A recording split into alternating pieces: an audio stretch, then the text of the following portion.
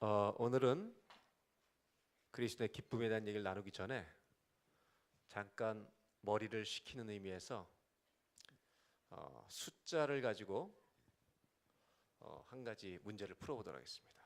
최승윤 집사님, 전화번호 마지막 네 자리를 불러보세요. 자기 전화번호 7017이에요? 자막에 뭐라고 나와요? 곱하기 2를 곱하래요. 수학 잘하는 사람들 잘 보셔야 됩니다. 4, 이 1은 맞았습니까? 여기까지 맞았어요? 여기다 5를 더하랍니다.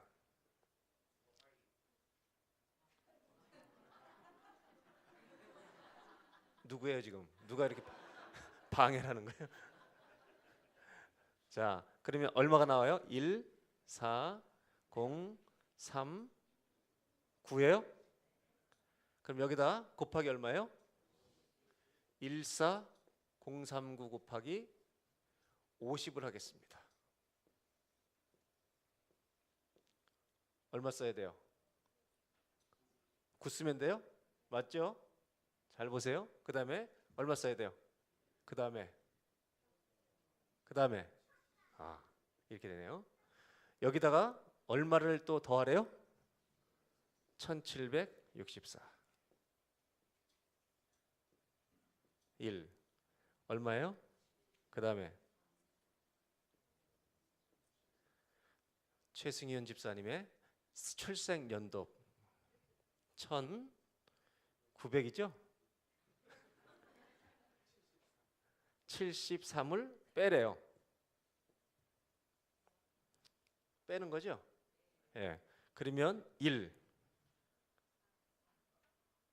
얼마예요? 3. 이분들이 지금 6이 남으니까 4죠. 4. 여기서 1이 간 거예요. 6에서 9 빼면 3이니까 얼마예요? 그렇지. 여기 하나 갔어요. 1, 0, 7. 그러니까 이 숫자를 다 계산해 보니까 다시 이분의 전화번호 나오고 저분 나이가 만으로 41살이에요. 여러분의 어떤 전화번호를 해도 다 나와요. 이렇게. 한 명 더 해봐요? 안 해봐도 되겠죠? 요 과정을 밟으면 여러분의 모든 나이가 다 나옵니다. 이렇게. 어떤 전화번호를, 집전화, 셀폰 다 아줌마 거 아저씨 거 다 해도 돼요. 사람이라는 거는요, 이렇게 모르던 거, 이런 이상한 문제들이 굉장히 많아요. 그런데 이런 거를 알아도 기쁩니다, 여러분. 근데 얼마 동안 기쁘냐면 1분 기뻐. 1분 딱. 오늘 사람이라는 존재는요, 알면 기쁜 거예요. 그런데 오늘 얘기하려고 하는 것은 영원한 기쁨은 없나? 이렇게 조금만 알아도 우리에게 인생이 잠깐 기쁜데 하나님이 주시러 가는 기쁨은 어떤 것일까? 이런 거를 오늘 저녁에는 좀 나누려고 하는 것입니다. 이제 성경으로 좀 돌아오겠습니다. 오늘은 출애굽기 19장 1절로 6절 경건생활의 세 번째 시간입니다. 말씀을 봉독해 드리겠습니다. 이스라엘 자손이 애굽 땅을 떠난 지 3개월이 되던 날 그들이 시내 광야에 이르니라. 그들이 르비딤을 떠나 시내 광야에 이르러 그 광야에 장막을 치되 이스라엘이 거기 산 앞에 장막을 치니라. 3절 다 같이 읽겠습니다. 모세가 하나님 앞에 올라가니 여호와께서 산에서 그를 불러 말씀하시되 너는 이같이 야곱의 집에 말하고 이스라엘 자손들에게 말하라. 4절 제가 읽어드립니다. 내가 애굽 사람에게 어떻게 행하였음과 내가 어떻게 독수리 날개로 너희를 업어 내게로 인도하였음을 너희가 보았느니라. 세계가 다 내게 속하였나니 너희가 내 말을 잘 듣고 내 언약을 지키면 너희는 모든 민족 중에서 내 소유가 되겠고 6절 다 같이 읽겠습니다. 너희가 내게 대하여 제사장 나라가 되며 너는 이 말을 이스라엘 자손에게 전할지니라. 아멘. 3절 한 절만 다시 보겠습니다. 모세가 이스라엘 백성들을 애굽 땅에서 인도에서 가나안 땅으로 가는데 40년의 시간을 마지막으로 보냅니다. 근데 그때 모세가 참 힘들었을 때인데 하나님은 모세에게 산으로 올라오라고 그래서 1대1로 만난 적이 굉장히 많으십니다. 모세를 자주 산으로 부르셨습니다. 그리고 때로는 회막으로 부르셨습니다. 모세가 하나님 앞에 올라가니라고 3절에 되어 있습니다. 여호와께서 산에서 그를 불러 말씀하시되, 즉 하나님은 모세와 1대1의 시간을 아주 자주 가졌습니다. 이 말씀을 기억하시고 이제 프린트물을 먼저 읽은 다음에 오늘 우리 성경 공부를 시작하도록 하겠습니다. 모세의 마지막 40년은 한 사람으로서는 가장 고통스러운 시간일 수 있었습니다. 왜냐하면 부르심에 순종해서 떠났지만 수많은 사람들의 원망과 불평 속에 그 세월을 보내야 했기 때문입니다. 하나님의 명령에 따라 그는 아무도 모르는 비스가산 꼭대기에서 홀로 마지막 인생을 마치게 됩니다. 그의 마지막은 후회였을까 아니면 감격스러운 기쁨이었을까? 여기까지입니다. 잠깐 이제 이거 프린팅을 내려줬을 때입니다. 저는 오늘 이 말씀을 공부하기 전에 이런 질문 하나 가지고 우리가 좀 들어갔으면 좋겠어요. 모세는 하나님의 부르심을 따라 이스라엘 백성을 데리고 40년 동안 가나안을 건너갑니다. 가나안을 향해서 광야를 건너갑니다. 그런데 가나안 입구까지 다 와서 하나님은 너는 여기까지다 말씀하시고 인생을 마감시키시는데 아무도 모르는 비스가산 꼭대기로 모세를 부릅니다. 그래서 모세는 어디서 죽었는지 아무도 모릅니다. 그의 무덤을 아는 자가 없습니다. 그렇게 외롭게 혼자 하나님과 함께 모든 인생을 마치게 되는 모세. 오늘 우리가 좀 질문하고 싶은 이것입니다. 이 모세는 아무도 모르는 곳에서 혼자 죽어갈 때 40년을 순종하며 살아가고 가나안 땅에 그렇게 들어가고 싶었는데 여기까지라고 하나님 말씀하셨을 때 혼자서 그 산에서 죽어갈 때 자기 인생을 돌아오면서 후회라고 생각했을까 아니면 감격스러운 기쁨으로 인생을 마쳤을까? 대답을 듣고자 하는 게 아니라 질문을 여러분한테 좀 해보자는 겁니다. 그리고 저와 여러분의 인생이 호흡을 마치는 날, 내 인생을 돌아볼 때 후회로 마칠 것인가, 감격의 기쁨으로 마칠 것인가? 저와 여러분이 인생을 마치는 날 어느 곳에서 인생을 마치든지 감격스러운 기쁨으로 끝나는 은혜가 있기를 바랍니다. 이런 질문을 가지고 이제 오늘 말씀을 좀 나누려고 합니다. 모세는 40년 동안 참으로 힘든 길을 걸었습니다. 얼마나 많은 원망들이 있었는지 모릅니다. 사람들의 불평과 원망. 그때 이 40년을 걸어가는 이 여정 속에 하나님 모세를 포기하지 않도록 산으로 자주 부르십니다. 1대1로 만났습니다. 그래서 하나님 모세에게 하나님의 하고 싶은 것과 하나님의 마음을 1대1로 만나서 풍성히 나누셨습니다. 저는 모세의 인생을 보면서 40년 동안 하나님과 모세가 1대1로 자주 만난 이것을 뭐라고 부르냐면 광야의 부흥회라고 부릅니다. 한번 따라해 보실까요? 광야의 부흥회. 이 광야의 부흥회는 강사가 누군지 아십니까? 강사가 하나님, 그 다음에 참석하는 사람이 모세입니다. 광야의 부흥회는 하나님과 모세가 1대1로 만나는 부흥회였습니다. 그때 하나님은 힘들고 지쳐가는 모세에게 언제나 하나님의 마음과 뜻을 알려주셨습니다. 경건생활이라고 하는 것은 우리가 하나님과 혼자 갖는 이 시간은 광야와 같은 인생길을 걷는 우리에게 여러분 개인의 부흥회라는 걸 잊지 마시기 바랍니다. 나 혼자 하나님을 만나는 개인의 부흥회입니다. 그래서 여러분 집에다가 광야의 부흥회라고 쓰시든지 개인 부흥회라고 딱 쓰시든지 하나 써놓으시고 강사 개인 부흥회 딱 해놓고 강사 누구요? 하나님 참석자 지 이름 쓰면 되는 거죠. 저는 그걸 써놓고 만약 여러분 방에 붙여놓는다면 보기만 해도 은혜가 될 거라고 생각해요.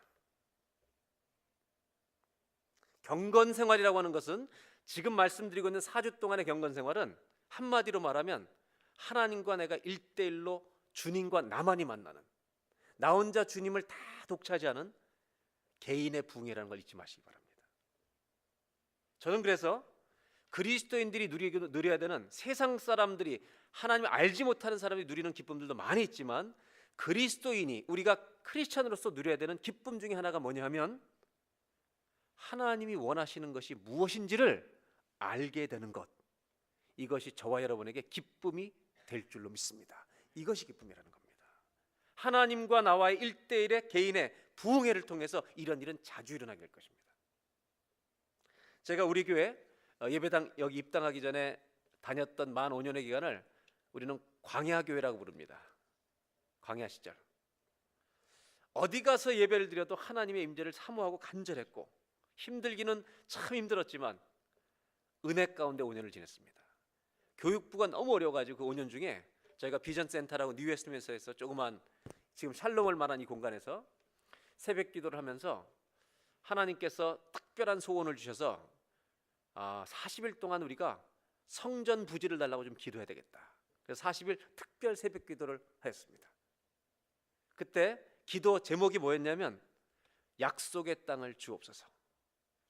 저 개인적으로 목사지만 저의 개인적인 어떤 저의 바람, 저의 개인적인 욕심으로는 40일 안에 하나님이 땅을 주실 것 같은 믿음을 갖게 됐습니다. 왜냐하면 옛날에 어른들이 목회하실 때 이렇게 막 얼마 작정하고 기도하면 하나님이 이렇게 응답을 줄 때가 많이 있거든요. 그래서 이런 소망을 가지고 40일 동안 기도를 하는데 40일은 다가오는데 아무런 응답은 없었습니다. 제 마음속에는 땅이 딱 나타나면 좋겠는데 안 나타나는 것입니다. 그때 40일 앞두고 한 5, 6일 남았을 때인데 하나님이 새벽 기도 시간에 혼자 이제 앉아서 기도하는 시간이었는데 하나님의 마음을 나눠주셨습니다. 그 마음이 뭐였냐면 너희는 약속의 땅을 받는 가나안을 좋아하는데 모르는 게 하나 있다고 말씀하시는 거예요. 그게 뭐냐면 가나안 땅만 약속의 땅이 아니라 가나안에 들어가는 모든 길까지도 나에게는 약속의 땅이었다고 말씀하시는 거예요. 저는요 너무 은혜가 됐어요. 이건 내가 생각도 못했던 거다. 맞아, 애굽을 출발해서 6월절에서 애굽을 출발해서 가나안 땅에 이르는 40년 동안 이 모든 길도 하나님이 주신 약속의 땅을 걸어가고 있는 길이다. 주일날이 돼서 40일이 끝나고 제가 대회 때 얘기했습니다. 하나님이 응답을 주셨습니다. 땅을 주시지 않았습니다. 하나님이 주신 것은 그 가나안 약속의 땅만이 약속의 땅이 아니라 가는 모든 길도 약속의 땅이라고 말씀하셨습니다. 그랬더니 많은 분들이 아멘을 하셨어요. 저는 그 답을 받고 참 기뻤습니다. 여러분, 이 답이 어떻게 우리에게 기쁨이 될 수 있는가를 좀 제가 나누려고 하는 겁니다. 우리가 원하는 눈에 보이는 해답을 얻지 않았는데도, 못했는데도 우리가 기쁠 수 있는 이유는 한 가지입니다. 하나님이 무엇을 원하시는지를 가르쳐 주셨기 때문입니다. 그래서 그 약속의 땅에 들어가는 날까지 오늘을 기뻐하며 살라는 것입니다. 지금도 약속의 땅이 있다는 것입니다. 이거는, 이 기쁨은 돈을 얻은 것도 아니고 병이 난 것도 아니고 눈에 보이는 땅을 얻은 것도 아닙니다. 우리에게 기뻤던 기쁨 중에 하나는 하나님이 원하시는 것이 무엇인지를 알았다는 겁니다.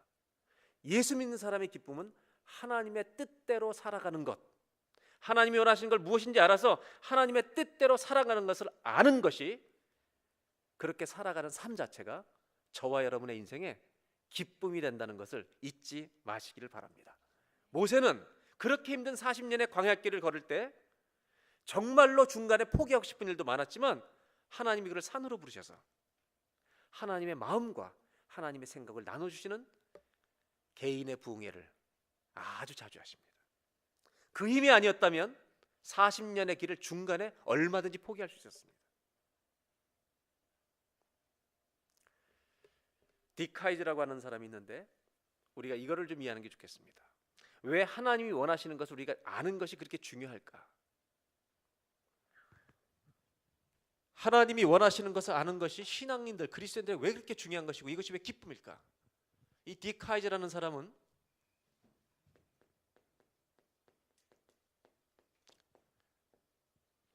하버드에서 역사 공부를 한 다음에 웨스트민스터 신학교에서 신학을 하고, 여러분 들어보셨겠지만 프랜시스 셰퍼 박사님이 세운 라브리라는 스위스 공동체가 있는데, 이 공동체가 이제 여러 곳에 세워졌습니다. 이 라브리 공동체는 뭐냐면, 이 셰퍼 박사님이 굉장히 탁월한 목회자고 신학자고 그다음에 문화에 대한 연구가 있습니다. 그래서 기독교인들이 문화에 대해서 어떻게 크리스천답게 살아가는지를 아주 좋은 사상가입니다.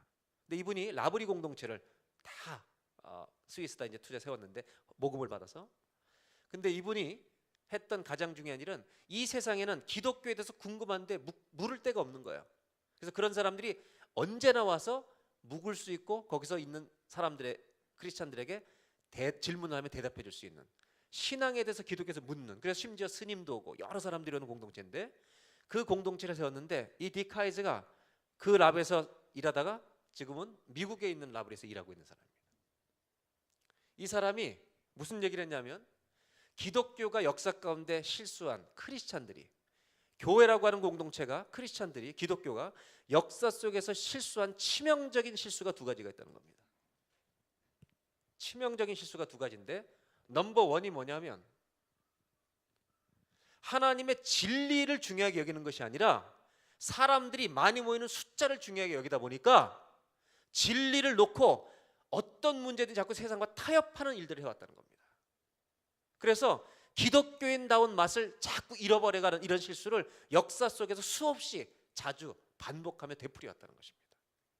그래서 그 사람은 무슨 책을 썼냐면, 이런 타협하면서 사는 성도들, 기독교를 일컬어서 카멜레온 기독교라는 책을 썼습니다. 그래서 첫 번째 기독교가 역사 속에 세운 굉장히 많은 실수가 타협이라는 것입니다.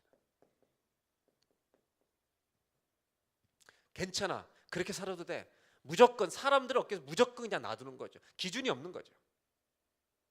이것이 계속해서 반복되며 일어났던 역사 중에 기독교 실수라는 겁니다.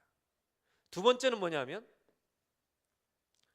이렇게 타협하지 않으려고 세상 사람과 완전히 차단하는, 만나지도 않는 비참한 고립을 선택하는 일도 있었다. 이것도 기독교에서는 두 번째 치명적인 실수라는 겁니다. 물에 물 탄 듯, 술에 술 탄 듯, 하나님이 하지 말라고 하는 것도 그냥 하고, 일단 사람을 얻기 위해서, 인기를 누리기 위해서. 이런 실수가 하나 있다면, 또 하나는 더러워서 안 되겠다, 사람을 만나질 않는 거죠. 이렇게 살아온 두 가지 실수가 기독교의 굉장히 중요한 실수라는 거죠. 그러면서 뭐라고 했냐, 기독교는 이렇게 진리의 가치를 모르고 함부로 타협하는, 이것도 기독교가 아니고, 세상과 완전히 단절해서 비참하게 고립된 삶을 살아가는, 이것도 기독교가 아니고, 기독교는 세상 한가운데 들어가는데 하나님의 진리를 가지고 세상을 거슬려서, 세상 사람들이 생각하는, 너희는 이 세대를 본받지 말라고 했던 것처럼 세상 사람들이 잘못 가는 것에 세상 속에 들어가서 따라가는 게 아니라 거슬러 살아가는, 말씀대로 살아가는 이러한 무브먼트가 기독교라고 하는 것이죠. 이 기독교의 가치를 역사 속에서 기독교인들이 얼마나 자주 잃어버렸는지 모른다는 것입니다. 1, 2년 전에 후배가 한 명 왔어요. 신학교 후배가. 이 친구는 제가 나온 신학교를 졸업하고 문학을 했어요. 한양대학 가서 국문학을 공부하고 박사가 돼서 목회를 해요. 그래서 대학에서 국문학 강의도 하고 목회를 하는데, 자기가 쓴 시집을 하나 갖고 온 거예요. 시집 제목이 아주 독특합니다. 그 시집에 있는 시가 한 편의 제목인데, 그 시집의 제목은 이런 겁니다. 나무는 꼿꼿한 채 임종을 맞는다. 나무는 죽을 때도 꼿꼿하게 서 있다는 것입니다. 예수 믿는 사람은 어디에 갖다 놔도 하나님의 진리의 가치를 가지고 똑바로 서서 살아가는 이 사람이 되는 것이, 여러분, 그리스도인의 기쁨이고, 세상 사람들은 그런 사람들을 멋있는 그리스도인이라고 말한다는 것입니다. 기독교가 이 역사 속에서 두 가지의 큰 실수를 해왔는데, 하나는 타협이고, 세상에 잘못된 것도 그냥 순응해가는, 또 하나는 그런 일에 안 빠지려고 사람들을 만나지 않는 비참한 고립인데, 이것은 기독교가 아니라는 것입니다. 왜 그렇게 하나님이 원하시는 것을 아는 것이 중요하냐? 이런 세상 속에서 하나님이 원하신 것을 알 때, 그리고 그것을 뜻대로 살아갈 때, 이 기쁨은 돈을 버는 기쁨과 다르다는 겁니다. 이 기쁨은 내 병이 낫는 것과 다르다는 겁니다. 기쁨이. 이 기쁨은 우리 그리스도인 속에 영원히 우리 마음속에 남는 하나님이 주시는 기쁨이 될 줄로 믿습니다. 그래서 여러분, 바람이 아무리 부는 바닷가에 바위 옆에 서 있는 나무랄지라도 소나무들은요 꼿꼿하게 서 있잖아요. 그 모든 험한 풍랑을 다 받으며 거기 딱 서 있잖아요. 저와 여러분에게 이런 진리가 우리 가슴에 있는 성도가 되시기를 바랍니다. 이번에 청년들하고 지난주에 만나면서 청년들이 저한테 이제 끝나고 질문을 좀 했어요. 무슨 질문이냐면 이런 질문이 있었습니다. 목사님은 동성연애에 대해서 어떻게 생각하는가? 두 번째는 동성애자들에 대한 우리의 태도가 어떠해야 되는가? 그래서 이 질문을 받으면서 청년들한테 하나님의 말씀의 진리가 무엇을 얘기하는지를 좀 도와줄 필요가 있겠다 해서 이런 대답을 해줬습니다. 무슨 대답이냐면 우리 어른들에게 굉장히 중요한 이야기입니다. 우리가 신앙생활하면서 혼동하는 게 있는데 진리의 내용과 문화적인 내용의 차이를 잘 모르고 우리가 신앙생활할 때가 있다는 겁니다. 그래서 우리는 하나님의 뜻이 무엇인지 잘 알려면 진리와 문화적인 영역을 잘 구분해야 된다는 것입니다. 그래서 이렇게 대답을 했습니다. 여러분 한번 예를 들어 보세요. 제가 한번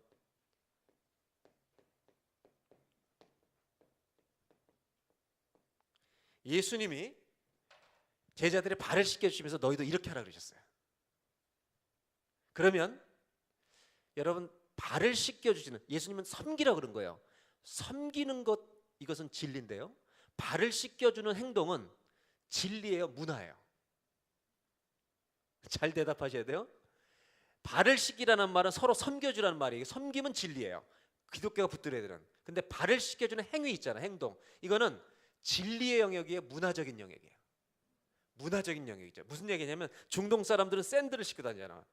그 당시에 샌들을 신고 다니잖아요. 근데 종은 신발을 안 신었다고요. 그러면 남의 집에 사는 사람이 우리 주인의 초대를 받아서 집에 오면 제일 먼저 그 마른 사막길 같은 데를 걸어온 사람들이기 때문에 그 손님에게 제일 먼저 종이 해드리는 행위가 뭐냐면 물을 갖고 나가서 발을 씻겨드리는 것이에요. 이 얘기는 예수님이 종이 하던 일을 제자들에게 하시면서 너희도 서로 이와 같이 하라. 사랑으로 섬기는 데는 더러운 것이 없다. 서로 낮아지라는 하나님의 섬김의 교훈을 가르쳐 주신 것인데, 이 말씀을, 이 진리는 섬김인데 문화적인 그 중동에 맞는 행위를 오늘날에 가져와서 이것은 진리라고 생각하면서 나도 이제 주님의 말씀을 따라서 발을 씻겨드려야지, 그리고 만나는 사람마다 발을 씻겨주는 일을 하려고 한다면 얼마나 재밌는 문제가 일어나겠네요. 제가 주일날 저기 라비에서 가지고 오는 교회들 다 양말 벗으시죠. 그러면 어떤 여자가 발을 거기다 쑥쑥 내밀겠습니까? 갱년기 빼고. 아마 발을 쑥쑥 내미는 갱년기 여자밖에 없을 거예요. 그렇게 되면 못 내밀죠. 부끄러워서. 문화적으로 그건 아니죠. 그러면 만약에 그 섬김의 정신과 진리의 교훈을 오늘날에 우리가 적용하려면 아주 간단한 거죠. 여러 가지 할 수 있죠. 여러분 교회 들어오는데 누가 내 뒤 따라온다. 그때 문을 열어드리고 먼저 들어가시라고 하는 게 섬김이죠, 여러분. 무슨 얘기냐? 진리는 지키되 문화적인 것은 문화적인 시대로 옮겨와서 하는 거죠. 예배 끝나고 주차장 나갈 때 내가 차를 빼려는데 누가 확 나가려니까 빵빵거리면서 막 소리 지르고 그러지 말고 먼저 가시죠. 이렇게 지극히 작은 섬김이 그 진리를 우리가 수행하는 거다. 그러면 제가 청년들한테 이렇게 물어봤어요. 한 남자가 한 여자와 결혼하여 생육하고 번성하는 것은 진리예요, 문화예요? 진리의 영역이죠. 그런데 청년들한테 중요한 건 이겁니다. 이 시대는 동성애를 문화로 다루려고 한다는 겁니다, 여러분. 문화적인 어프로치를 하고 있다는 거예요. 세대가 이렇게 흘러가고 있다고 말한다는 겁니다. 기독교인들은 이걸 정확히 알고 있으면 흔들리지 않죠. 한 남자와 한 여자가 결혼할 가정이 일어나는 것은 하나님이 세우신 가정의 질서고 진리인 거죠. 문화의 문제가 아니에요. 그런데 세상은 문화적으로 우리를 어프로치하고 있다는 거예요. 우리가 흔들리면 안 된다는 거죠. 그것은. 그러면 신체적인 이유든 여러 가지 이유든 동성애에 빠진 사람은 어떻게 돼야 되냐? 우리는 동성애라고 하는 남자와 여자 결혼한 다른 결혼은 진리 영역에서 우리는 안 된다고 말하지만, 그러나 이미 그런 상황에 빠진 사람은 어떻게 해야 돼? 우리가 사랑과 긍휼로 도와줘야 되는 거죠. 당연히 사람은, 진리는 구분하지만 사람은 끝까지 우리가 섬겨서 그 사람이 하나님을 믿는 진리 안에 제대로 들어올 수 있도록 돕는 사랑과 긍휼은 끝까지 베푸는 것이 당연히 예수 믿는 사람의 태도여야 되는 거죠. 저는 우리가 진리는 지키지만 그 진리를 못 지키고 있는 그런 동성애에 빠진 사람들에 대해서 우리가 언제나 긍휼과 사랑, 이 컴패션을 갖고 있어야 된다는 걸 잊지 않았으면 좋겠어요. 그래야 그분들도 하나님의 진리에 들어올 수 있는 기회가 생기는 거죠. 그 사람들을 죄인 취급하면 그 사람들한테 우리는 문을 닫아버리는 거예요. 그러면 안 되는 거죠. 그래서 여러분, 진리와 문화에 대해서 어떻게 우리가 알고 분별해야 되는지를 우리가 잘 하나님 말씀 안에서 서야 된다는 것입니다. 제가 더 하나 또 재미있던 신학교 때 얘기를 하면, 신학교에서 이제 공부를 하다 보면 이런 일이 있습니다. 여러분, 선교사님들이 각 나라에 가서 선교를 하다 보면 문화가 다르기 때문에 좋은 말을 했는데 화내는 사람이 있어요. 예수님 목자였습니다 그러면 시시하게 여기는 사람들이 있어요. 아프리카 나라. 왜 그러냐 그러면 목자가 가장 별볼 없는 일이라는 거예요. 컨셉이 안 맞는 거예요. 그러면 그 사람에게 맞는 목자의 개념이 뭘까를 찾아서 그 문화의 언어로 표현해 줘야 되는 거예요. 그러다 보면 어떤 혼란이 오면 이런 겁니다. 우리 신학교 때 어떤 신학생이 손을 들고, 교수님, 대한민국은 성찬식을 막걸리로 해야 되는 게 아닙니까? 어떤 학생이 와 이제 일어나는 거죠. 그럼 교수님 뭐라고 대답하냐면, 여러분, 교통 신호가 있죠? 빨간불, 노란불, 초록색. 이런 걸 우리는 사인이라고 합니다. 사인은 어떤 공동체나 거기서 약속을 해서 지키는 거기 때문에 그거는 바꿀 수 있는 것입니다. 언제나. 근데 성경에는 사인들도 있지만 심벌이라는 게 있습니다. 이거는 상징입니다. 이거는 바꿀 수가 없는 것입니다. 그래서 뭐라고 했냐면, 예수님의 보혈을 상징하는 포도주는 심벌입니까? 사인입니까? 라고 학생한테 거꾸로 물어본 거예요. 걔가 뭐라고 대답했겠어요? 거기서 사인하면 돌 맞는 거죠. 심벌입니다. 왜 우리는 끝까지 포도주를 써야 하는가? 보혈을 상징하는 것이기 때문에 그렇습니다. 만약에 어떤 선교사가 신학을 몰라서, 이런 가치의 차이를 몰라서 그 나라 사람들을 위해서 성찬식을 막걸리로 바꾼다면 그거는 이런 거를 혼합주의라고 말한다는 겁니다. 상징을 이해 못하니까 이 컨텍스트, 그 상황에 맞게 상황화, 그 민족에 맞게 토착화를 시켜주는 컨텍스츄얼라이제이션을 할 때 신학이 없으면, 진리와 문화의 차이를 모르면, 상징과 사인을 모르면 여러분, 문화를 돕다가 혼합주의에 빠진다는 것입니다. 그래서 우리 기독교인들한테 아주 중요한 것 중에 하나가 뭐냐면, 하나님의 진리를 알게 되면, 하나님이 뭘 원하시는지 오늘 알게 되면, 내가 살아가는 삶 속에서 하나님이 나에게, 나는 너에 대해서, 이 일에 대해서 이런 생각을 갖고 있다라고 주님이 나한테 가르쳐 주실 때 그걸 깨닫는다면, 그 깨달을 때 기쁨이 여러분 얼마나 클 것인가. 그래서 하나님은 모세를 자주 어디로 부르셨다고요? 산으로 부르신 겁니다. 뭐 하려고? 뭐 하려고? 집회하려고. 특별 집회. 집회 이름이 뭐라고요? 광야의 부흥회. 하나님과 나만의 1:1 부흥회. 그리고 거기서 뭘 가르쳐 주느냐? 나는 네가 이렇게 하길 원한다. 힘들어도 끝까지 가길 원한다.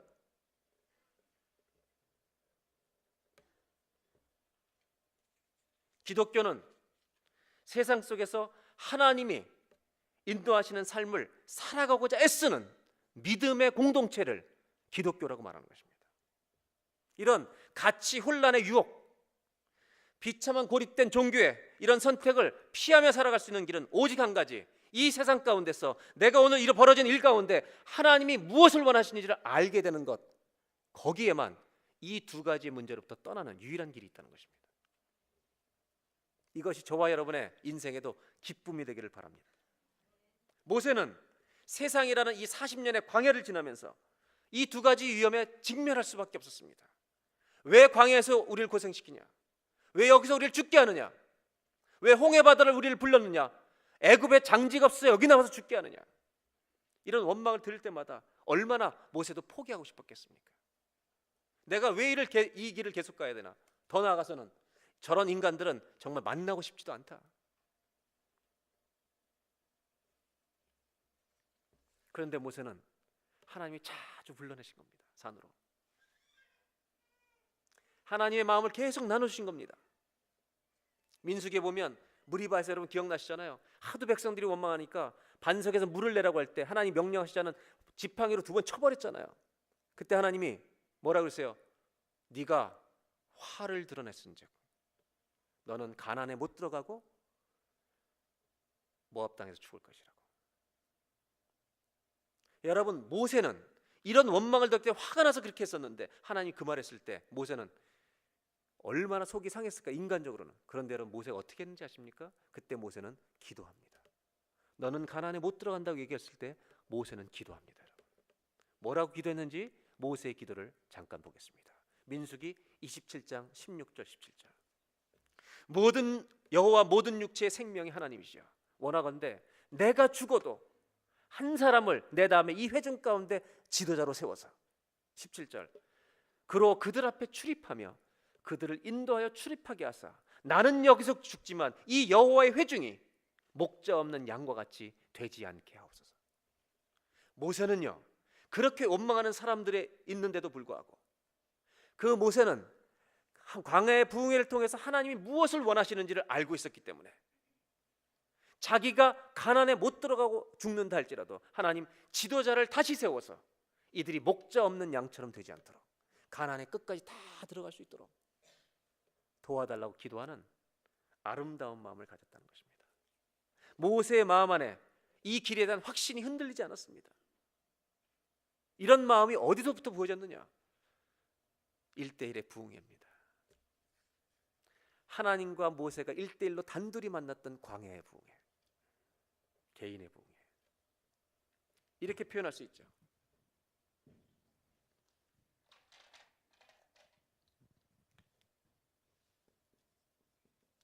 하나님의 나라가 있는데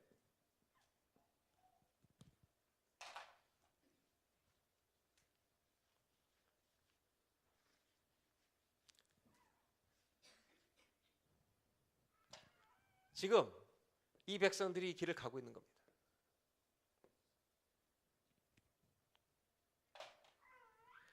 하나님은 하나님 나라에 들어가는 것도 우리한테 얼마나 큰 영광스러운 최고의 축복입니까?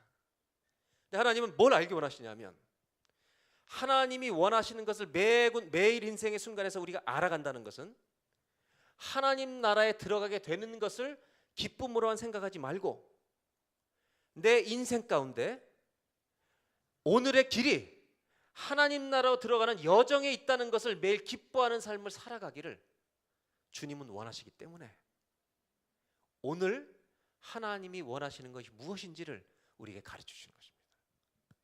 이것을 모세에게 어디서 가르쳐 주셨느냐? 시내산으로 불러서, 회막으로 불러서 하나님이 모세를 위한 부흥회를 준비해서 하나님의 마음을 계속 가르쳐 주신 겁니다.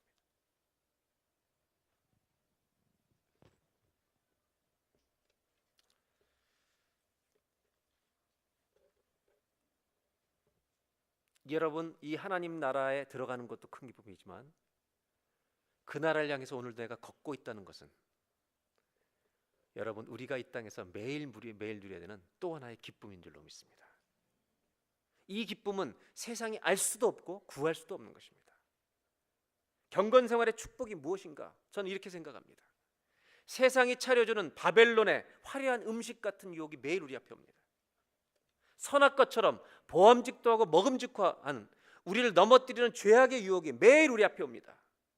이런 것들을 매일매일 거절하면서 하나님의 뜻대로 살아가는 자의 이 당당한 기쁨은 누가 빼앗아갈 수 있겠습니까? 하나님과의 부흥회를 통해서 하나님이 무엇을 원하시는지 붙들었기 때문에 그런 모든 유혹들을 거절하고 싸우면서 매일매일 걸어가는 이 그리스도인의 당당한 기쁨을 도대체 누가 가져갈 수 있겠냐는 것입니다. 저는 이런 인생의 광야 속에서 세상이 알려줄 수도 없고 알지도 못하는 답들을 얼마나 많은 사람들이 인생의 문제를 가지고 있습니까? 그런데 우리가 하나님과 개인적인 부흥회를 통해서 하나님이 무엇을 원하시는지 알게 되는 하나하나의 답들을 우리가 가지게 되는 것을 저는 뭐라고 표현하고 싶냐면 spiritual richness, 영적인 부요함의 기쁨이다. 여러분, 오늘도 주께서 원하신 걸 알게 될 때, 내일도 알게 될 때, 이런 하나님이 원하신 걸 내 안에 계속 쌓아갈 때 우리 안에 영적인 부요함이 생겨서 질문을 가지고 오는 자에게 하나님이 이것을 원하신다고 대답할 수 있는 대답을 가지고 있는 자의 영적 부요함의 기쁨이 저와 여러분의 인생에도 누려지시기를 주의 이름으로 축원합니다. 그게 어디서 온다고요? 개인의 부흥회. 오늘 여러분 집에 가셔서 컴퓨터로 출력하시든지 손으로 직접 쓰시든지 광야의 부흥회 아니면 개인의 부흥회 해가지고 강사 누구라고요? 하나님, 참석자 내 이름 쓰면 되죠. 그 붙여놓고요. 여러분 그 자리에서 여러분이 주님을 만날 때 얼마나 감격이 있겠습니까? 1번 답을 풀겠습니다. 경건생활 괄호하고 뭐라고 되어 있어요? 하나님과 나만의 부흥회입니다. 경건생활이. 경건생활은 개인의 부흥회입니다. 여러분, 경건생활의 은혜는 어떤 기쁨을 누리는 것이냐? 지금까지 설명한 하나님의 뜻대로 살아가는 기쁨인데 이거를 저는 뭐라고 표현하고 싶냐? 영적인 부요함의 기쁨이다. 보여주세요. 1번 경건생활의 은혜는 이 세상에서 하나님의 뜻대로 살아가는, 이건 안 쓰셔도 돼요, 영적인 부요함의 기쁨을 누리는 것이다.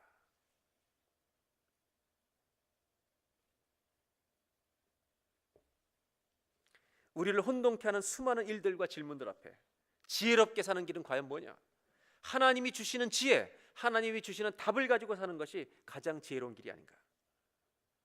이 광야 같은 세상을 건너가는 우리들에게도 우리가 결코 빼앗기지 말아야 될 것이 하나님과 내가 만나는 개인의 부흥회, 이것이 평생의 축복이라는 걸 잊지 마시고 빼앗기지 않는 저와 여러분들이 되시길 바랍니다. 365일 중에 일요일 다 빼고, 주일 빼고 310일, 토요일도 빼고 260일 정도만 내가 매일 부흥회를 가질 수 있다면, 내 집에서 15분 20분의 부흥회를 매일만 가질 수 있다면 우리는 놀라운 사람이 될 것입니다.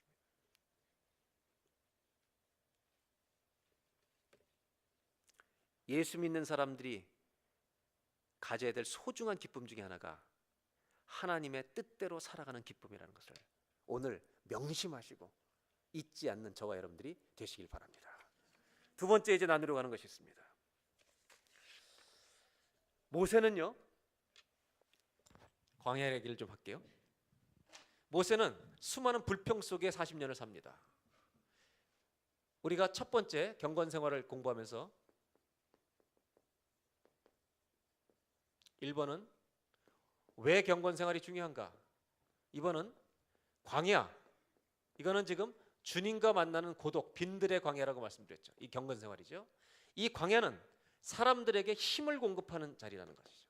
다른 모든 세상의 소리를 이길 수 있는 힘을 공급받는 자리가, 하나님이 공급해 주는 자리가 광야입니다. 그런데 오늘 얘기하는 건 뭐냐 하면 이 광야라는 하나님의 빈들을 가질 때 주시는 하나님의 기쁨이 있는데, 모세는 이 광야가 아니라 시련의 광야에 있었다는 겁니다. 그러니까 두 가지 광야가 있죠. 하나는 하나님을 만나는 개인의 부흥의 광야가 있고, 또 하나는 시련의 광야, 얼마나 많은 사람들을 데리고 이끌어가는데 얼마나 불평과 원망이 많은지. 그러니까 이 시련의 광야에서 사람들의 불평과 원망을 듣는다는 것은 힘이 쪽쪽 빠진 일입니다. 여러분. 맞죠? 사람한테 욕 한번 먹어보세요. 힘이 쪽쪽 빠지죠. 그렇게 아름다운 사랑을 나눈다 부부 사이에도 아내가 한번 쏟든지 남편이 한번 쏟으면 힘이 쭉 빠집니다. 그런데 하나님을 만나는 고독의 광야는 힘을 공급받는 자리입니다. 그러니까 모세는 40년 동안 어떤 경험을 많이 했냐면 사람들의 불평의 말을 들으면서 수없이 많은 힘이 빠지는 상황 속에 들어갑니다. 지치는 거죠. 제가 이들을 낳았습니까? 왜 내가 이 사람을 인도해야 됩니까? 힘들어서 완전히 지쳐서 번아웃 되니까 죽여달라고 얘기한 적도 있죠. 그때마다 하나님 모세를 어디로 부르셨다고요? 부흥회로 부르셨어요. 그리고 부흥에 불러놓고 뭐라고 얘기하시겠어요? 여러분, 하나님 말씀을 부어주니까 여러분 모세는 살아난 줄로 믿습니다. 지쳐있는, 세상에 가면 계속 힘든 말을 듣는데 하나님께 나오면 하나님이 주시는 말씀은 그래도 해야 된다, 이 길을 가야 된다, 이거를 살리는 길이다. 하나님이 해주신 말씀은 여러분 지칠 때마다 얼마나 생수 같은 음성이고 말씀이었겠습니까? 그 말씀을 들을 때 모세는 사람들을 만날 땐 피곤해졌는데 하나님 앞에 나가서 주님과 1대1에 부응하고 주의 말씀을 들을 때마다 여러분 뭘 누렸는지 아세요? 저는 이 단어를 여러분 우리가 알았으면 좋겠어요. 안식이라는 걸 누렸다는 겁니다. 쉼을 얻는다는 겁니다. 시련의 광야는 우리의 힘을 빼앗아가는 곳이라면 고독의 광야는 하나님이 힘을 주시고 우리에게 안식을 주시는 곳이라는 겁니다. 그래서 여러분, 하나님 말씀은 쓰러진 사람을 들을 때 일으키실 줄로 믿습니다. 시편 19편에 그래서 이런 말씀이 있습니다. 여호와의 율법은 완전하여 영혼을 소성시키며 여호와의 증거는 확실하여 우둔한 자를 지혜롭게 하며. 여러분의 프린트물에 시편 19편 7절에 괄호가 써 있습니다. 괄호에 뭘 넣어야 돼요? 소성입니다. 제가 오늘 오전에 하다 보니까 소 목사님 뒤에 앉아있더라고요. 소송범 이름 잘 지었더라고요. 소송하는 범이야. 소송시키는 범이더라 그냥. 여러분, 하나님의 율법, 하나님의 말씀 퍼펙트에 완전해서 그 말씀을 듣는 자는 영혼이 리바이벌이 일어나는, 소송되는 일이 일어날 줄로 믿습니다. 그리고 더 놀라운 것도 또 있죠. 그 다음에 다 놀랍지만 여호와의 증거는 확실해서 우둔한 자를 어떻게 해요? 어리석은 사람이 말씀을 들으면 지혜로워진다는 거예요. 옆에 분하고 이렇게 좀 인사하실까요? 당신도 지혜로워질 수 있습니다. 한번 해보세요. 좀 기분 나쁜 말이긴 하지만 학벌의 문제가 아니라는 거예요. 제가 오늘 중요하게 얘기를 나누려고 하는 건 이것입니다. 하나님을 개인적으로 만나서 하나님이 원하시는 것을 알게 될 때마다 여러분이 하나님이 원하시는 소원과 뜻을 알아가는 기쁨은 그리스도인들에게 놀라운 것입니다. 또 한 가지 기쁨이 있는데 이 기쁨을 방해할 수 있는 것들을 제거하는 것입니다. 그것이 뭐냐면 안식이라는 기쁨입니다. 제가 좀 얘기를 해드리겠습니다. 이제 다시 탕자 얘기로 좀 돌아가 보겠습니다.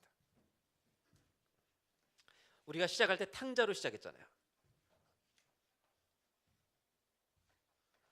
탕자를 공부할 때 우리가 처음 이 경건생활 시리즈를 할 때 세상에서 먼저 처음에 집으로부터 떠났잖아요. 그 다음에 세상 안에, 세상을 향해서 가다가 그 다음에 세상 안에서 살죠. 그 다음에 어디로 가요?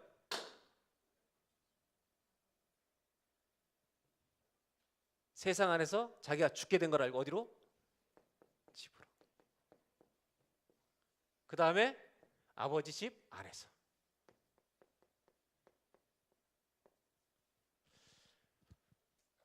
우리가 잘 알아야 될 게 탕자의 비유를 보시면 탕자가 세상 안에서 이제 완전히 살다가 모든 것을 잃어버리죠. 그리고 탕자가 하나를 깨닫습니다. 내가 여기서 그대로 있다가 어떻게 된다는 거예요? 줄여서 죽게 되겠구나라는 걸 깨달은 겁니다. 죽게 된 걸 깨닫고 그 다음에 어떻게 하냐면 내가 아버지 집에는 양식이 많았던 것을 기억한 겁니다. 아버지 집에는 양식이 많기 때문에 그 집에 가기만 하면 내가 종으로 살지라도 죽지는 않는다는 믿음이 생긴 것입니다. 그래서 이 아들은 정확하게 대답하였어요. 아버지 집으로 뭘 찾아간 것입니까? 뭘 찾아간 거예요? 밥 먹으러, 양식을 찾으러 간 것입니다. 왜? 아버지 집에는 이것이 많아서 이 집에 가면 내가 종으로 살지라도 산다는 믿음이 있었다는 것입니다. 이것은 마치 구원에 이르는 과정과 똑같은 것입니다. 제가 몇 년 전에 수요성경 공부를 저쪽에서 인도할 때 어떤 우리 목사님들이 시리즈 하면서 제가 마지막으로 하나를 정리한 게 있는데 그게 뭐냐면 born again, live again이라는 다시 태어나고 다시 사는 삶을 얘기할 때 이런 얘기를 했습니다. 구원이라고 하는 것은 born again이잖아요. born again은 태어난 건 순간이지만 여러분 태어날 때까지 필요한 게 뭔지 아세요? 잉태라는 과정을 밟아야 된다는 것입니다. 지금 이 아들이 아버지 집에 와서 살게 되는데 결정적인 깨달음이 있었죠. 그게 뭐냐면 내가 여기 있으면 죽는다는 발견입니다. 그런데 아버지 집에는 양식이 있어서 그 집 가면 적어도 양식은 먹고 살겠다는 믿음이 생긴 것입니다. 그리고 집에 가서 그는 진짜로 잘 먹고 푸지게 먹었습니다. 그래서 존 스타트라는 사람은 기독교의 기본 진리를 써가지고 거기다 무슨 얘기를 썼냐면 이렇게 썼습니다. 영어로 써서 죄송한데 설명드리죠. Faith is born. 믿음은 태어납니다. Out of need. 한 사람의 믿음이라는 것은 내가 죽어간다는 것을 깨닫는 필요를 알았을 때만 믿음이 시작된다는 겁니다. 그래서 기독교의 기본 진리를 우리가 왜 하나님을 믿어야 되는지 세계 지성인들이 이해할 수 있도록 하나님의 복음의 필요성, 왜 예수가 필요한지 그것을 알 수 있는 방법은 하나님의 율법을 깨달아서 율법 아래 우리가 얼마나 죄인인가를 깨달아서 하나님의 심판을 피할 수가 없다는 사실을 깨달은 자만이 주님께 나올 수밖에 없다는 것입니다. 그래서 그 책을 읽고 얼마나 많은 사람들이 세계의 지성인들 중에 주님 앞에 돌아왔는지 몰라요. 그분은 이렇게 얘기합니다. Faith is born out of need예요. 지금 이 아들은 믿음을 가지고 온 것입니다. 뭐를 구하러 왔습니까? 양식을 구하러 왔습니다.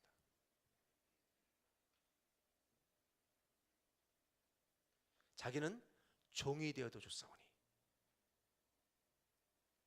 그리고 양식을 구하러 옵니다.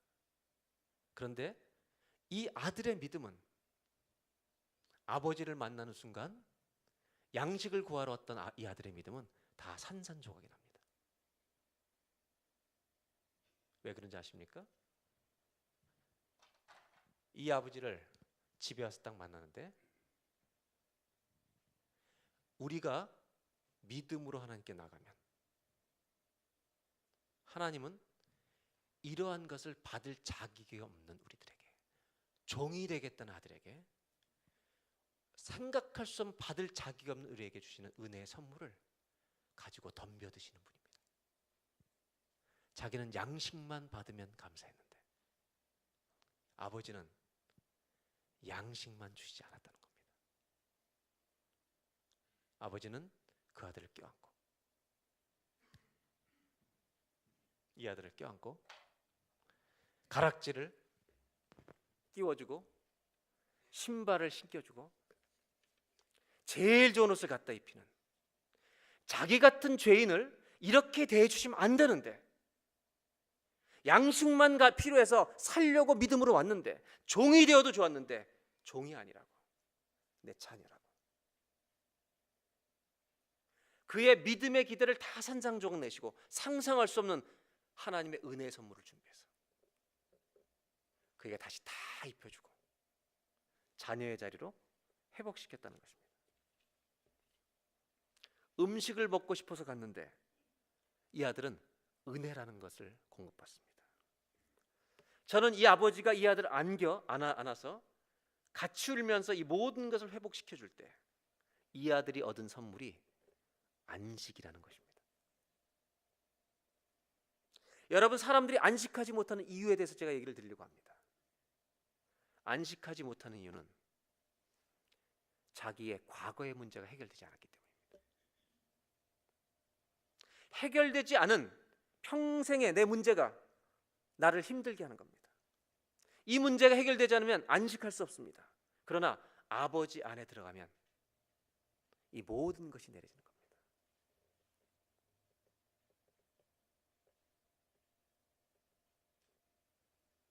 아버지도 이 아들 껴안고 왜 안 묻고 싶었겠어요? 얼마나 썼니 돈을? 도대체 뭐 했었니? 아버지가 얼마나 궁금했겠습니까? 근데 그 아들이 종으로 살까 봐 물어보지 못하십니다. 물어보지 않으십니다. 그 얘기를 하는 순간 그 아들은 종이 되어버리기 때문에.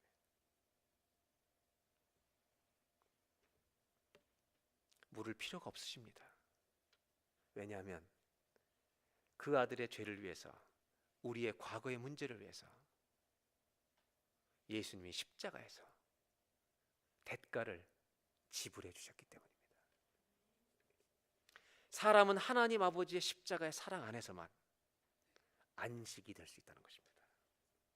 왜냐하면 이 하나님만이, 이 예수 그리스도의 십자가의 보혈의 이 은혜만이 아무도 해결할 수 없는 내 과거를 담당해 주시는 유일한 일이기 때문입니다.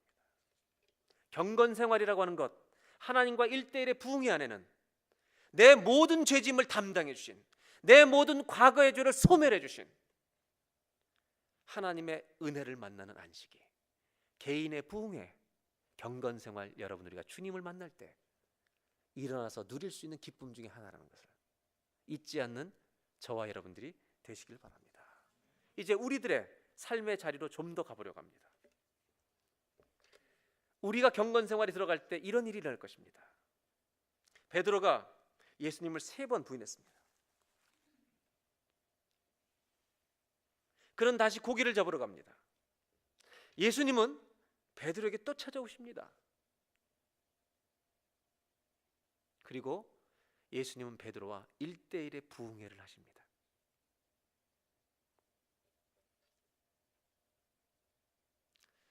만일 예수님이 자기의 과거를 용서해 주지 않는다면 다시는 제자가 될 수 없습니다.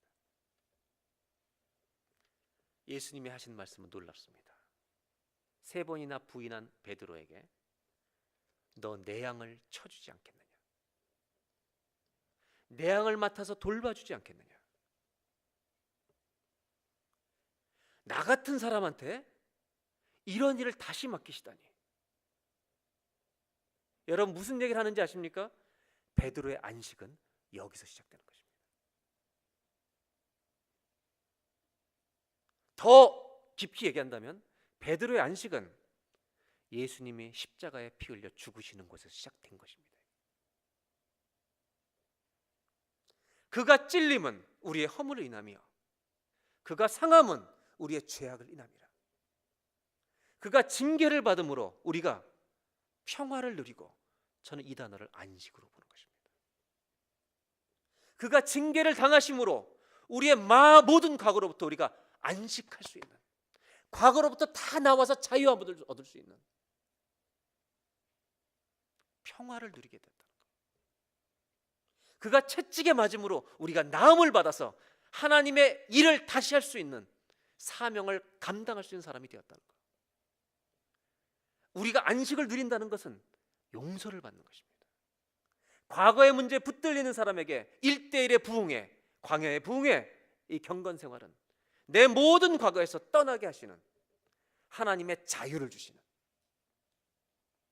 안식과 쉼의 시간이 된다는 것을 잊지 마시고 개인의 부흥회가 여러분의 삶에 시작되기를 주의 이름으로 기원합니다. 만일 이런 마음을 가지고 내가 하나님과 단둘이 집에서 개인의 부흥회를 시작한다면, 내 많은 과거의 문제 때문에 괴로워하는 내가 하나님 앞에 베드로처럼, 이렇게 모세처럼, 탕자처럼 광야의 부흥회를 시작한다면 하나님이 뭐라고 나에게 말씀해 주실까? 저는 확신합니다. 괜찮아. 내가 너의 모든 죄를 내가 담당했다. 너의 죄는 사하여 졌느니라. 내 아들로 다시 한번 멋지게 살아보거라. 이 음성을 듣는 안식이 여러분 개인의 경건 생활, 하나님과 나만의 1대1의 부흥의 시간에 일어날 수 있다는 것을 우리가 알고, 저와 여러분의 개인의 부흥의 안식의 역사가 일어나는 은혜가 있기를 바랍니다. 생각을 해보세요. 혼자 앉아서 부흥에 딱 써놓고 주님의 강사 앞에서 내가 나 같은 죄인 살리신 찬송을 혼자 하나님 앞에 부르는데 주님의 임재가 느껴진다면, 그 하나님 아버지 내가 찬송 부르는 나를 껴안아 주시는 은혜를 내가 맛볼 수만 있다면 그 안식을 누가 가져갈 수 있겠습니까? 그 안식의 기쁨은 무엇과 바꿀 수 있겠습니까? 내가 하나님 말씀을 부흥회 때 읽는데 하나님 아버지가 탕자를 껴안은 것처럼 내 과거를 다 용서한다고 껴안아 주실 때 이 감격이 100만 불과 비교가 되겠습니까? 저는 내 인생의 누가복음 15장을 기록하는 역사가 우리의 개인의 부흥에서 일어날 수 있다는 것을 나누고 싶은 것입니다. 2번으로 넘어가겠습니다. 경건생활, 거기는 괄호하고 뭐라고 되어 있죠? 광야의 부흥입니다. 이 경건생활의 은혜는 해결할 수 없는 과거의 문제로부터 보여주시죠. 자유함을 얻는 안식의 기쁨을 누리는 것이다.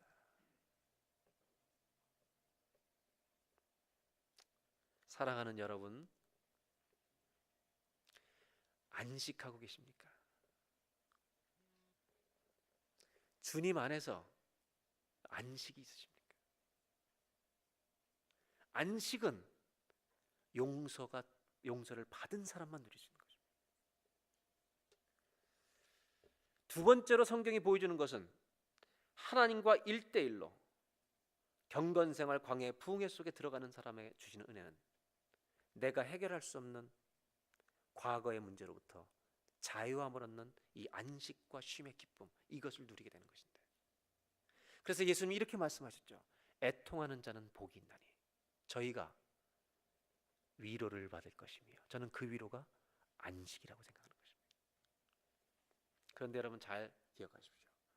울고만 있다는 것이 안식이 아닙니다. 감정적으로 운다고 안식이 되는 게 아닙니다. 이 안식 안에는 믿음이라는 게 있어야 하는 것입니다. 믿음이 없는 눈물은 평생을 흘리는 눈물이 됩니다. 그러나 정말 하나님이 나를 용서해 준다는 이 믿음으로 그 용서를 받아들인 자는 적어도 그 과거의 문제에 대해서는 여러분 그 눈물이 그냥 비 오는 날 계속 나는 눈물이 아니라 그치는 눈물이 된다는 것을. 믿음이 없으면 안식할 수 없다는 것을 알고 탕자 껴안아 주신 주님처럼 우리가 개인의 혼자서 주님을 만나는 경건생활 속에 찬송을 부르다가 말씀을 읽다가 기도하다가 내 인생의 누가복음 15장에 믿음의 역사가 일어나 안식으로 완전히 우리가 들어가게 돼요.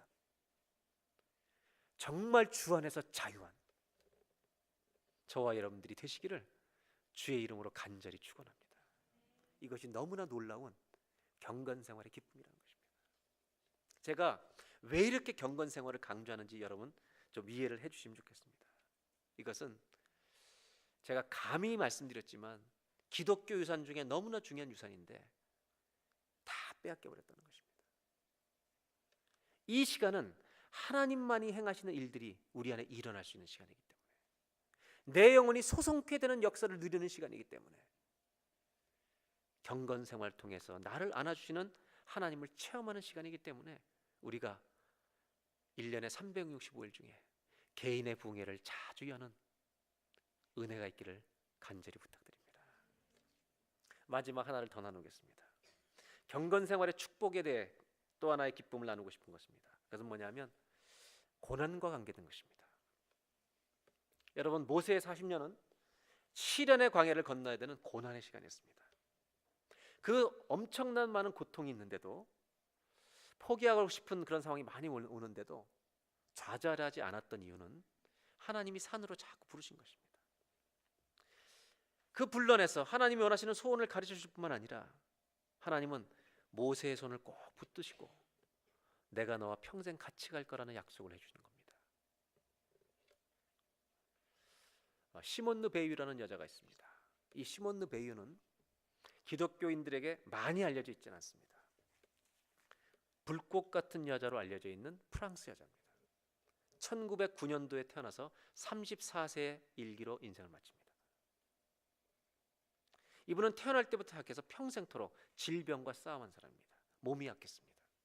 열심히 공부를 많이 했지만 열심히 일하면서 일부러 가난한 사람 노동자들과 친구가 되어 그들에게 하나님의 기쁨을 나눠주는데 평생을 바친 사람입니다.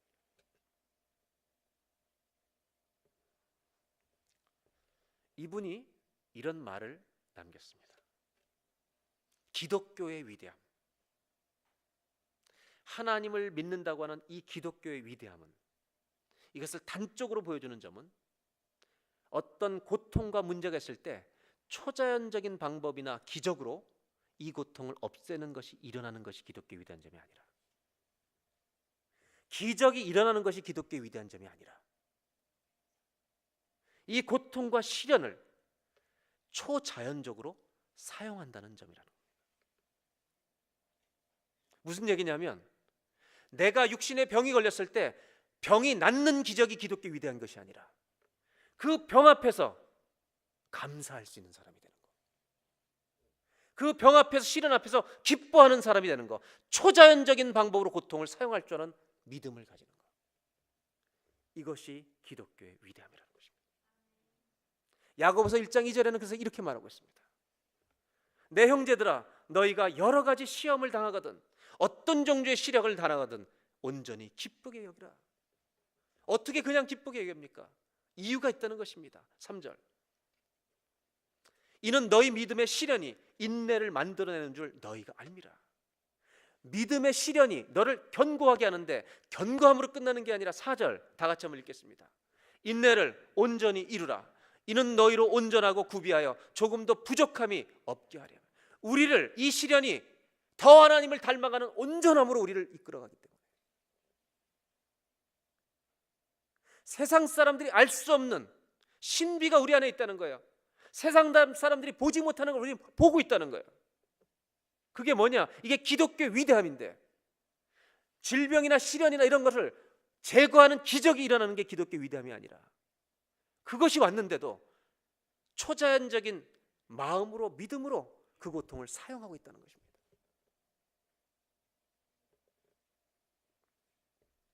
경건 생활의 축복은 뭐냐?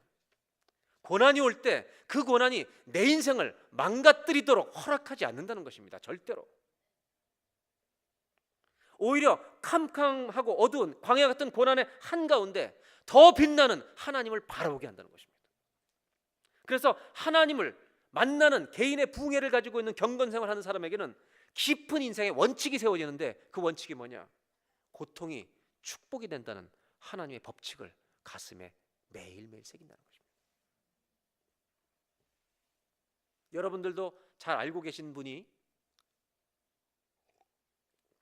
기독교인 중에 이분의 책이나 이름을 들어본 적이 있을 텐데, 폴 트루니에라는 정신과 의사입니다. 이 폴 트루니에가 Creative Suffering이라고 하는 창조적 고통이라는 책을 썼습니다. 거기서 이 사람은 참 신기한 것을 본다고 얘기합니다. 이분은 장애인들을 만날 때 장애인들이 기뻐하는 모습을 보면서 참 의아하다고 생각했습니다. 사실 이분이 이 책을 쓰게 된 이유가 있습니다. 그건 뭐냐면, 고아들이 지배하는 세계, 이 땅에서 세계를 지배했던 많은 인물들 중에 꽤 많은 사람들이 고아 출신이라는 것입니다. 그 책에 충격을 받고 이런 책을 감동받아 쓰게 되는 겁니다. 근데 거기서 뭐라고 얘기하냐면, 심각한 장애를 평생 가지고 고생하는 사람들이 기쁘게 살아가는 모습을 보면 참으로 아름답다, 너무 아름답다는 생각이 든다. 그들의 모습은 버스에서 흔히 보는 건강한 사람들이 침울한 모습과는 너무나 대조가 된다. 건강한데 침울한 사람이 너무 많다는 거예요. 대체 건강한 사람이 침울한데 평생 장애를 가진 사람이 저렇게 기뻐할 수 있는 이유를 어떻게 설명할 수 있을까? 장애자들의 삶은 매 순간 용기가 없으면 불가능한 삶이어서, 다리를 절면서 모든 사람들 앞에 걸어가는 것은 용기가 없이는 살 수 없다는 거예요. 항상 용기를, 자기 용기를 소비해야 된다는 거죠. 써야 된다는 거죠. 근데 용기는, 이 용기라고 하는 커리지는 하나님의 나라의 천국의 경제에 속한 것이어서 쓰면 쓸수록 더 생기는 것이 아닐까.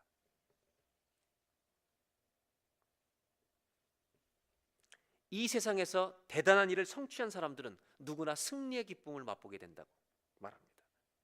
예를 들면 알프스를 정복한 사람들, 에베레스트를 정복한 사람들, 운동 경기 챔피언들, 녹초가 되어 결승점에 들어오는 마라톤 우승자들, 이 사람들은 눈물 흘리면서 누구나 승리에서 오는 환희와 기쁨과 감격을 만끽한다고 말합니다.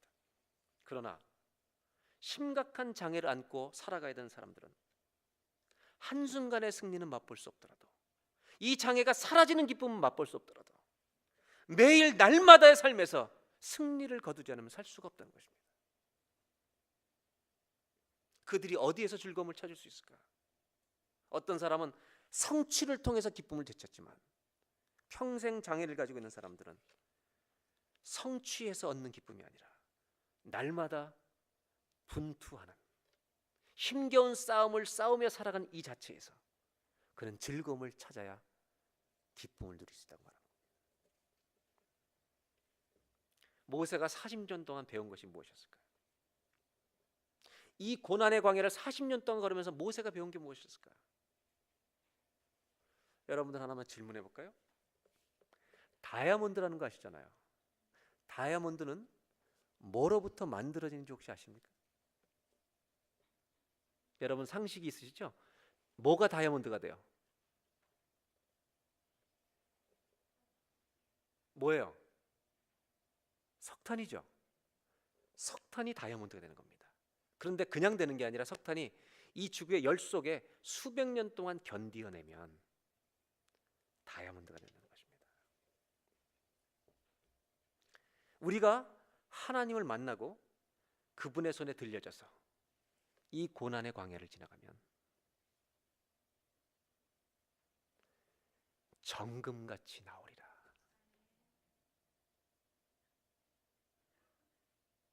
석탄 같던 우리가 정금 같은 다이아몬드의 믿음으로 나온다는 것입니다. 이게 욥기 23장 10절입니다.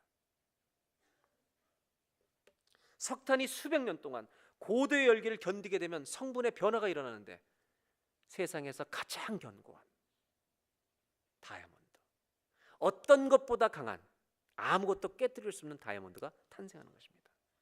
반드시 다이아몬드는 석탄이 고난을 통과해야만 만들어지는 것입니다. 다이아몬드라는 단어는 라틴어의 아다마스라는 단어에서 온 것입니다. 아다마스는 아는 부정어고 다마스는 정복이라는 뜻입니다. 이 단어가 다이아몬드라는 단어가 됐는데, 그래서 아다마스, 다이아몬드라는 뜻은 아무도 정복할 수 없는 것이라는 뜻입니다. 여러분, 정금 같은 믿음을 가진 사람은 아무도 막을 수가 없는 것입니다. 모세가 이런 고난을 통해서 하나님과 함께 광야에 부응을 하면서 그는 정금 같은 믿음으로 빚어진 것입니다. 그래서 홍해 바다가 모세의 길을 못 막습니다. 어떤 시련의 광야도 막을 수가 없습니다. 하나님의 1:1 경건 생활의 광야의 부흥 때문에, 그 만남을 통해 고난 속에서 모세의 믿음은 정금같이 빚어진 것입니다. 여러분은 지금 석탄입니까? 다이아몬드입니까? 옆에 분하고 인사하겠습니다. 이제 빛나기 시작합니다. 한번 인사해볼까? 빛나기 시작합니다.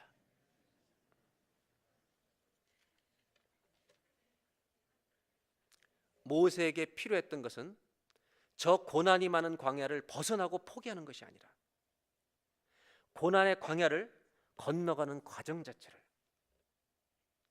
기쁨으로 여기는 날마다의 승리가 필요했던 것입니다.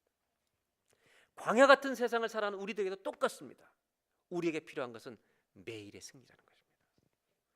경건 생활이 주는 축복이라는 것은 고난 자체가 즐거운 것이 아니라 고난을 통해서 하나님의 축복에 이른다는 이 고난을 해석하는 믿음, 정금 같은 믿음을 이 고난 속에서 배우기 때문에 여러분, 이 고난을 건너가는 것이 매일이 기쁨과 승리가 되는 저와 여러분들이 되시기를 주의 이름으로 축원합니다.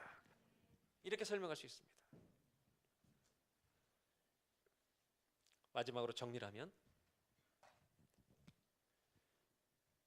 가나안 땅을 들어가는 이 모든 길에 고난이라고 하는 40년의 길을 걸을 때 하나님은 모세를 계속해서 광야의 부흥회를 부르셔서 1:1로 산에서 만나시면서 은혜를 주신 것은,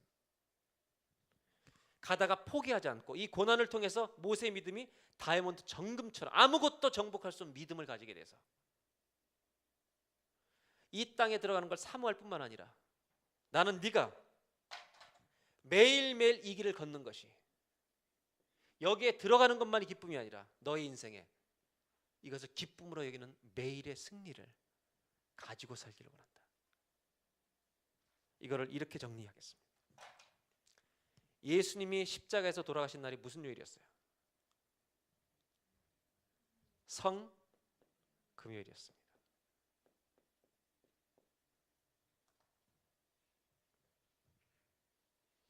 예수님이 십자가에서 부활하신 날이 무슨 날이었어요? 주일, 부활주일이었습니다.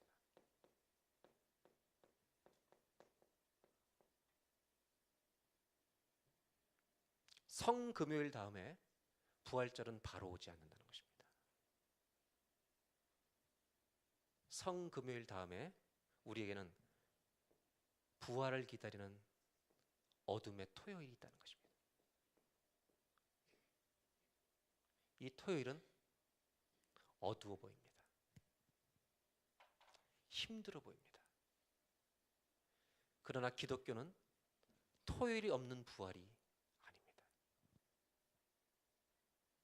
부활에 들어가려면 토요일을 통과해야 되는 것입니다. 오늘 성경이 우리에게 보여주는 경건 생활의 축복은 이것입니다. 우리는 인생이라는 토요일을 지나가고 있다는 것입니다. 예수를 만난 날부터 우리는 성금요일이 시작됐고, 토요일을 지나 하나님의 영광의 날에 들어가는 날이 부활절이 될 것입니다. 그런데 이 토요일을 슬프게 살지 말라는 것입니다. 고난이 있다고 낙심하고 살지 말라는 것입니다. 이 토요일은 하나님 우리를 정금같이 믿으시는 이런 날이기 때문에 이 고난의 광야를 걸어가는 오늘의 매일의 광야를 부활절에 참여하는 그 감격을 생각하며 기쁨으로 걸어가는 그리스도인들이 되라고 우리를 하나님의 개인의 부흥회로 매일 불러내신다는 것입니다. 여러분 주변에, 아니 여러분 가정에도 인생을 마치는 날까지 중단되지 않는 장애나 고난이 있을 수 있습니다. 그분들에게는 없어지는 것이 사람들에게 기쁨이 될 수 있지만 없어지지 않을 수도 있습니다. 어떻게 기뻐할 수 있습니까?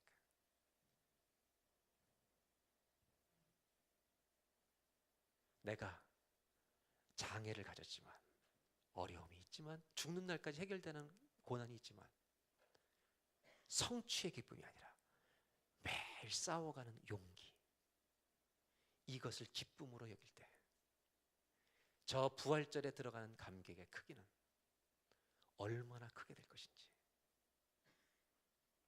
저는 고난 있는 가정에 개인의 부흥회가 회복되어서 우리들이 정금같이 빚어지는 매일의 기쁨을, 석탄이 점점 다이아몬드로 변해가는 이 놀라운 기쁨을 누리고 살아갈 수 있는 에브리데이의 매일의 경건생활, 내 매일의 개인의 광야의 부흥회, 이것이 저와 여러분들에게 뺏기지 않는 소중한 축복이, 평생의 축복이 되시기를 주의 이름으로 기원합니다.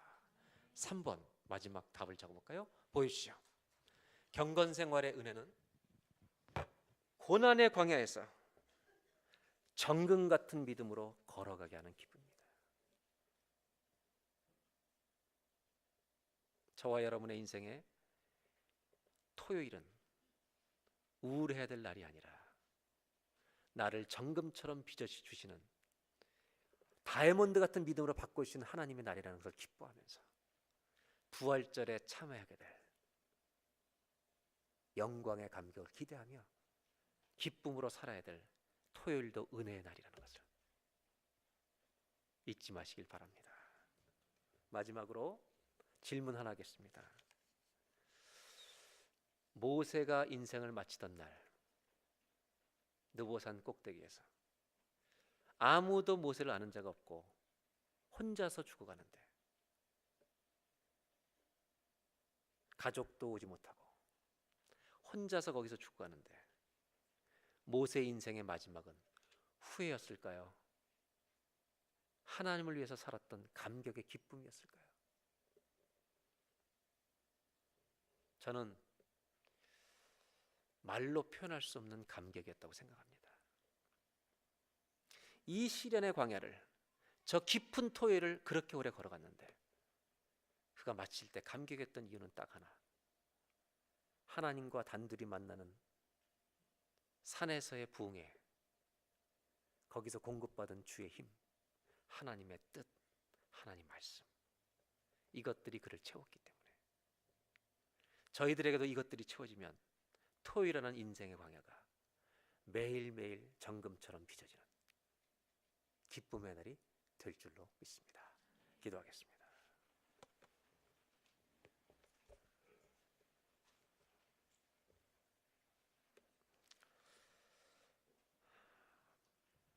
이 시간 다 같이 한번 기도할 때 오늘 두 가지만 좀 기도하겠습니다. 첫째는 하나님, 그리스도인들에게 가장 큰 기쁨 중에 하나는 하나님이 원하시는 것을 아는 것임을, 이 세상을 살아가면서 주님의 뜻이 무엇인지 깨닫게 되는 것임을, 오늘 내가 처한 상황 속에서 하나님이 무엇을 원하시는지를 발견하게 되는 것임을 우리로 알게 하여 주셔서 저희들의 인생에도 이런 개인의 부흥회가 많아지게 하여 주시옵소서. 1년에 365일을 다 하면 좋지만 그게 못하더라도 하나님 100일, 200일을 할 수 있는 그 은혜가 우리한테 주어져서 하나님이 원하시는 답을 가지고 살아가는, 타협하는 그리스도인이 아니라 고립되는 비참한 선택하는 그런 이상한 기독교가 아니라 세상 속에서 하나님의 진리를 붙들고 꼿꼿하게 서서 살아가는, 세상 사람들이 정말 멋진 그리스도라 말하는 그런 자리로 갈 수 있도록 주여 우리를 도와주시옵소서. 다 같이 한번 합심하여서 첫 번째로 기도하겠습니다. 하나님 아버지, 감사합니다. 오늘 이 밤에 우리가 주의 전에 나와 경건 생활이 왜 우리에게 필요한 것인지, 이 시간에 어떤 축복을 우리가 누리게 되는 것인지, 어떤 기쁨을, 세상이 알지 못하는 기쁨을 취하게 되는 것인지 우리가 듣고 깨닫게 하시니 감사합니다. 하나님, 저희들의 인생에도 1년에 365일 중에 모세가 주님을 만났던 것처럼, 베드로가 주님을 만났던 것처럼, 누가복음의 탕자가 아버지를 만났던 것처럼 하나님을 1대1로 만나는 은혜의 시간이, 아버지 감격의 시간이, 기쁨의 시간이, 내 삶 속에서 하나님 무엇을 원하시는지를 깨닫는 시간이 아버지 우리에게 있게 하여 주셔서 술에 술 탄 듯 세상에 아버지 섞여 사는 자들이 되지 않게 하여 주시고, 세상 속에 살되 하나님의 기독교가 이 무브먼트라고 하는 것을, 거룩한 무브먼트라는 걸 우리가 알아서 하나님의 운동력 있는 믿음을 가지고 진리를 가지고 꼿꼿하게 살아가는, 하나님의 멋진 자녀답게 살아가는 아버지 그런 성도로 거듭날 수 있도록 아버지 경건 생활을 우리의 삶에 간직하는 저희들이 되게 하여 주시옵소서. 하나님 기도합니다. 하나님 우리에게 이 은혜를 빼앗기지 않도록 도와주시옵소서. 또 한 가지 기도하는 것은 경건 생활의 은혜는 과거로부터 자유케 되는 안식을 누리는 것입니다. 내가 하나님을 1대1로 만날 때 탕자는 먹을 것을 구하는, 저기만 산다는 믿음으로 갔는데 그 믿음은 다 깨어져 버립니다. 왜냐하면 아버지가 선물이었습니다. 평생 먹을 것을 줄 수 있는 아버지가 답이었습니다. 하나님이 은혜라고 하는 큰 선물을 가지고 그를 덮어버리셨기 때문입니다. 하나님 이런 안식을 누리게 하여 주시옵소서. 너 뭐하고 살았냐? 다 어디다 썼냐? 물어보면 종이 될까봐, 자녀로 살지 못할까봐, 십자가에서 그 모든 죄를 담당하시고 너의 죄를 다 사였다고 그를 껴안으신 그 감격이 주님 만날 때 우리 안에 일어날 수 있도록 아버지여 도와주시옵소서. 그리고 하나님 다시 광야 같은 길을 걸어갈 때 기독교의 위대함이 기적이 일어나는 것에 있는 것이 아니라 고난 가운데 아버지 초자연적인 믿음으로 반응하는 것이 기독교의 위대함이라는 것을 알게 하여 주셨습니다. 내 인생의 토요일에는 이 날을 억울하고 눈물 흘리는 날로 사용하지 않게 해주시고, 하나님이 정금같이 나를 빚으시는 하늘나라 가는 날까지 평생 가지고 될 고난이라 할지라도 그것을 싸우는 것을 기뻐하며 천국에 들어가는 그 부활절을 맞이할 감격을 바라보며 오늘의 토요일을 건너가는 우리들이 되게 하여 주시옵소서. 다 같이 한번 기도하겠습니다. 하나님 아버지, 감사합니다. 우리 인생의 아버지 하나님, 경건 생활을 통해 안식의 기쁨을 누리게 하여 주옵소서. 과거에 붙들려 살아가고 있는 우리들에게 하나님 일대일로 만날 때 아버지 하나님, 탕자에게 아무 말도 하지 않으셨습니다. 아무 말도 묻지 않으셨습니다. 그냥 껴안으셨습니다. 그는 살려고 믿음으로 갔는데 하나님은 너무나 큰 은혜로 그를 찾아와 주신 것입니다. 하나님, 믿음은 아버지 하나님 필요해서 태어나지만 그 믿음을 가지고 주님께 나아가면 하나님은 우리가 상상할 수 없는 은혜로 우리에게 다가오십니다. 자녀로 살아갈 수 있도록, 종으로 살지 못하도록, 과거에 묶인 종으로 살지 못하도록 십자가에서 너의 모든 죄를 담당하였다고 우리를 용서하시고 다시 내 자녀답게 살아가라고 권면하시고 축복하시는 아버지의 힘을 얻는 자리가 경건생활인데, 그것이 예배인데, 그것이 하나님 성경 공부인데, 아버지 하나님, 우리가 이 경건생활을 삶 속에서 누리면서 이 하나님의 값진 은혜를 1년에 365일 누리며 살아가는 저희가 될 수 있도록 주여 도와주시옵소서. 하나님,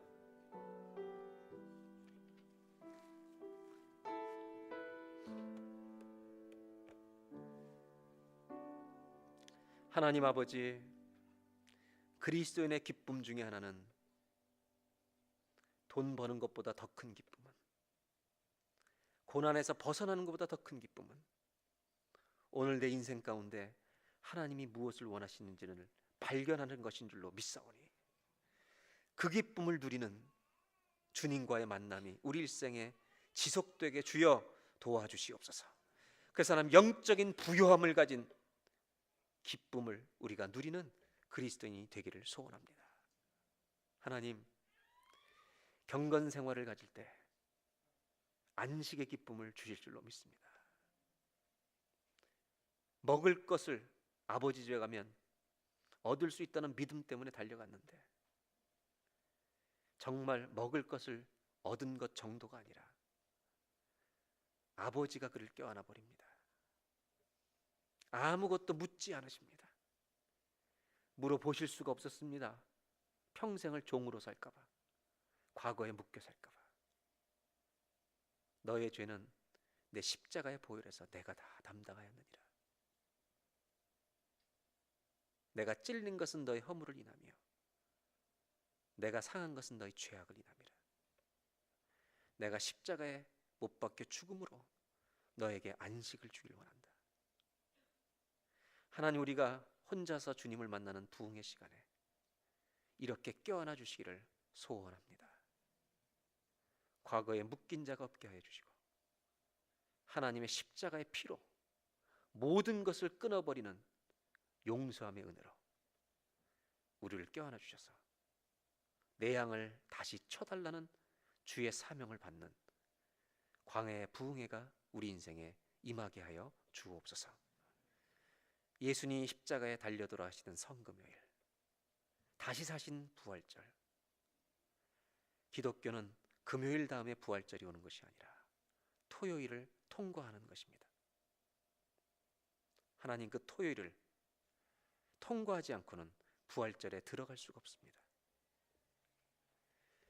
문제가 해결되지 않고 고난이, 장애가 우리 안에 있다 할지라도 하나님, 그것을 믿음으로 싸워나가는 것이 매일의 승리가 되게 해주시고 매일의 기쁨이 되게 해주셔서 고난 속에서 정금 같은 믿음이 만들어지는, 그래서 그 길을 매일 기쁨으로 걸어가는 우리가 되게 하여 주옵소서.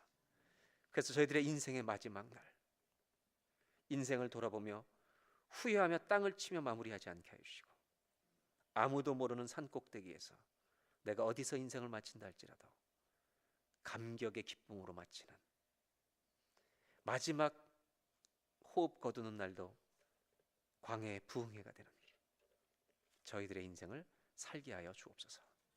예수님의 이름으로 기도합니다.